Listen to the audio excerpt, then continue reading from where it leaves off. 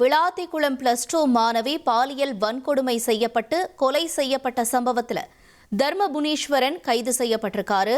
இந்த நிலையில மாணவியினுடைய உடலை பெற பெற்றோர் கருப்பு பட்டை அணிஞ்சு புறப்பட்டிருக்காங்க. கூடுதல் தகவல்களோடு செய்தியாளர் ராமசுந்தரம் இணைஞ்சிருக்காரு. ராமசுந்தரம், இப்ப இந்த உடலை வாங்குறதுக்கு உறவினர்கள் ஒப்புக்கொண்டாங்களா? அவங்க தரப்புல இருந்து என்ன சொல்லி இருக்காங்க? உடலை பெறுவதற்கு முன்னாடி மேலும் நிலவரம் என்ன?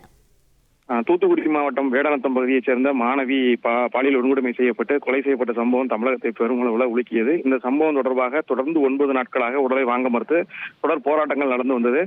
முதற்கட்டமாக அந்த போராட்டம், அதாவது கொலை சம்பவம் நடந்த சூழல்ல ஊர் பொதுமக்களோடு இணைந்து மிகப்பெரிய அளவில் சாலை மறியல் உள்ளிட்ட போராட்டங்கள்லாம் நடந்த சூழல்ல தான் தற்போது அந்த உடல் வாங்குவதற்கான சம்பவம், அதாவது இந்த குற்றவாளி கைது செய்யப்பட்ட சூழல்ல உடலை வாங்குவதற்கு உறவினர்கள் தரப்பிலையும் பெற்றோர் தரப்பிலையும் சம்மதம் தெரிவிக்கப்பட்டு தற்போது ஊரில் இருந்து 2 வேன்கள்ல அந்த உறவினர்கள் மற்றும் ஊர் பொதுமக்கள் புறப்பட்டு சென்றிருக்கிறார்கள். தூத்துக்குடி அரசு மருத்துவக் கல்லூரி மருத்துவமனையில வைக்கப்பட்டிருக்கக்கூடிய அந்த உடலை வாங்குவதற்காக அவர்கள் புறப்பட்டு சென்றிருக்கிறார்கள்.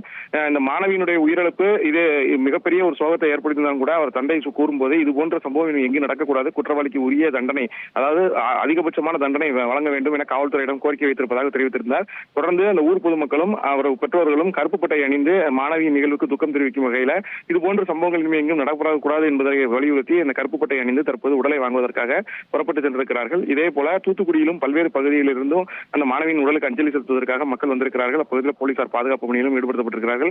ஊரிலும் போலீஸ் பாதுகாப்பு போடப்பட்டிருக்கிறது. இந்த சூழலில் அந்த குற்றவாளியை நீதிமன்றத்தில் ஆஜர்படுத்துவதற்கான நடவடிக்கைகளில் காவல்துறையினர் தீவிரமாக ஈடுபட்டு வருகிறார்கள். 1,27,00,000 மனங்களை வென்ற தந்தி டிவி யூடியூப் சேனல். தவிர்க்க முடியாத தம்ப்நெயில்ஸ், கலக்கலான கான்டென்ட்ஸ். நீங்களும் இந்த குடும்பத்தில் இணைய இப்பவே சப்ஸ்கிரைப் பண்ணுங்க.